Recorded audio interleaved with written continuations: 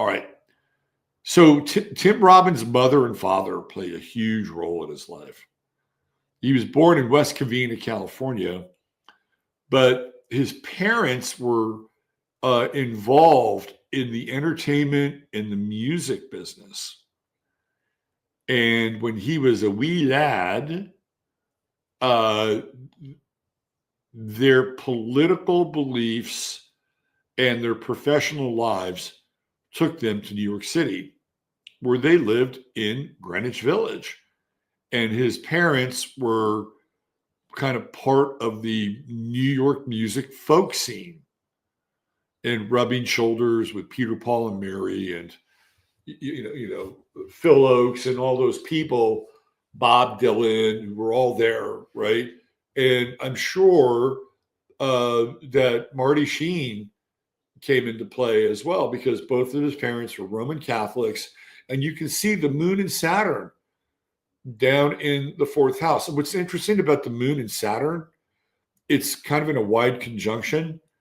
Now, he never married Susan Sarandon, but they had 2 children together, and she was much older than he was.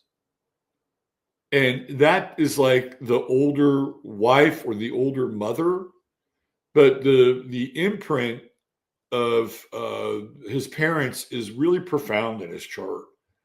And so you can see the values that he got from them. And it's the moon in Sag and Saturn in Sag. And again, he has this very religious Roman Catholic upbringing. But by the time he's 6, the church is changing. There's Vatican II. And it's becoming way more liberal, right? So this is the liberal infusion that's coming into Tim Robbins' life. And it's coming through his folky parents' protest music. It's what he grew up with.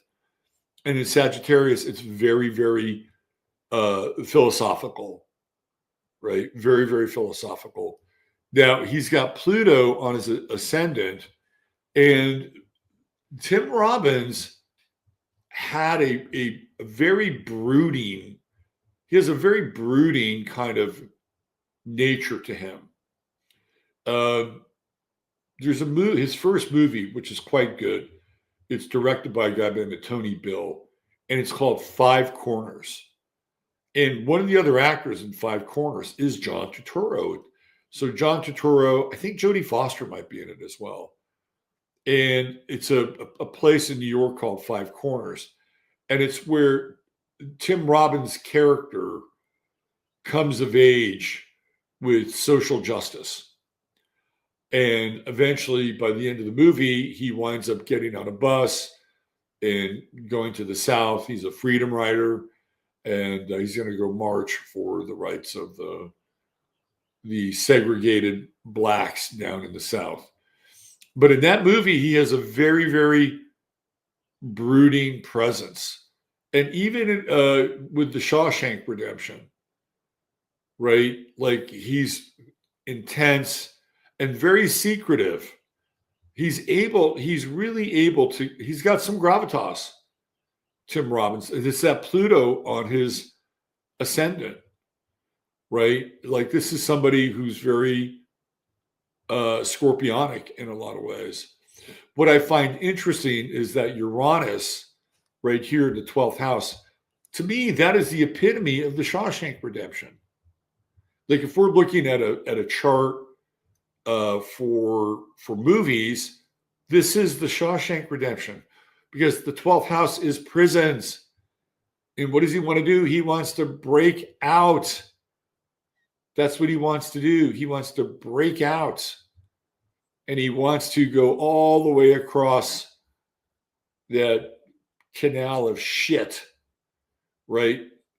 To get free over there with Chiron in the 6th house. But he's got that natally. So he's restless. Tim Robbins is restless. He's a restless dude. He's got a very weird chart, right? Like, the highest planet in his chart is Saturn. So even though he aspired to be an actor, he's got Mars conjunct his midheaven, and he can play a multitude of roles. He can play a goofball. He can play some, he can do comedy. He needs variety. He needs a lot of variety as far as an actor goes. But really, what Tim Robbins was aspiring to and has aspired in his life was to have a family. And I think he's got kids from his love life's kind of a mess now. I think he's going through a challenging time in his silver years, right? Very challenging. But he's one of these guys that has a lot of, he just, not just with Pluto, but he commands gravitas because he's got Sun, Trudeau, Venus. He's got Ceres. They're all in the second house. So Tim Robbins is never going to have to worry about money, even though he might have grown up with parents who probably fantasized about being poor. He'll always have dough. He'll be fine. And the thing is, he's really, again, we got into this story of Libra with Charlie Kirk on Sunday night. He plays the role of balance, right? Balance and justice. And even in the Shawshank Redemption, what does he do? He delivers justice.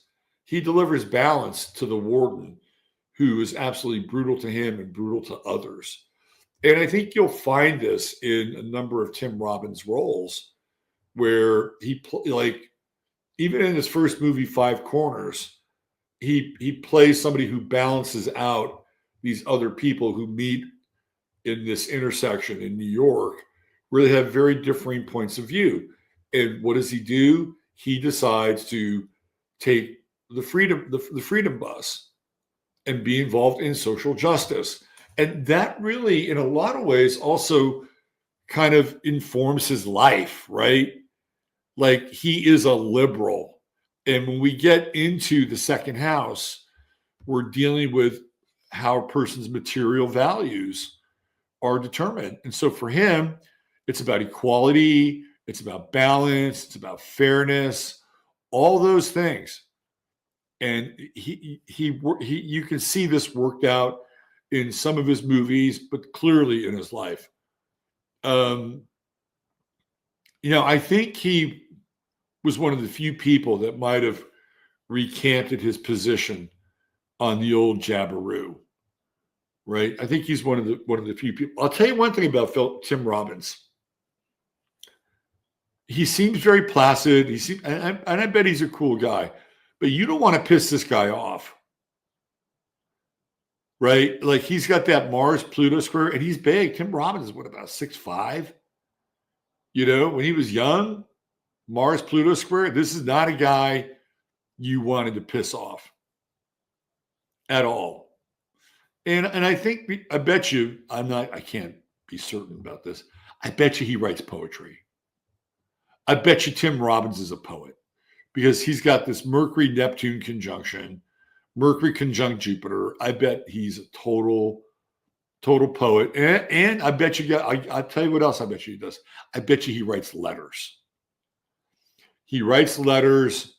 I bet you he writes love letters. He's a romantic. Tim Robbins is a romantic. Like, this is clearly in his chart. The Chiron trine, again, sixth house, that's his work, his purpose, his service. He's there for the underdog. That's what he's there for. He is there for the underdog. And again, his mother and father gave him and imbued him with all those values. They gave him the philosophical, and again, for him at that time, religion was really turning. And his choice for women has, like, Susan Sarandon's beautiful, but having and she became a very late mother, and having somebody like her in his life is a Moon Uranus trine. And he met her on the set of Bull Durham, where they're supposed to be playing lovers, right? And he plays kind of a goofy ass pitcher named Nuke LaLoosh. I've never seen Bull Durham for a number of reasons, mostly because of Kevin Costner. I don't like Kevin Costner. David and I were talking about this last night. We both are not big Kevin Costner fans. Anyway, but you can see that Moon Uranus trine, Saturn Uranus trine, like was he looking for his mother with Susan Sarandon? Question mark? I don't know. Maybe she approximated the same kind of liberal and progressive woman his own mother was. And maybe he could not find that in other women his age. Because it seems to me like he grew up quickly. And when he was doing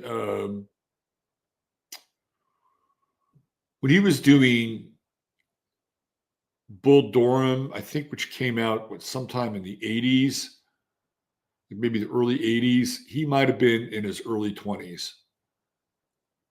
And I would think that a lot of the women in Hollywood that were his age were just not sophisticated. They weren't wise.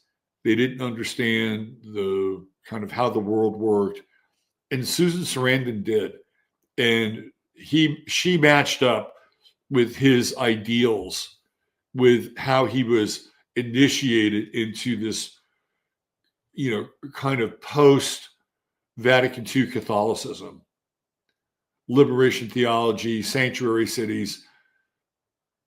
That was it, right?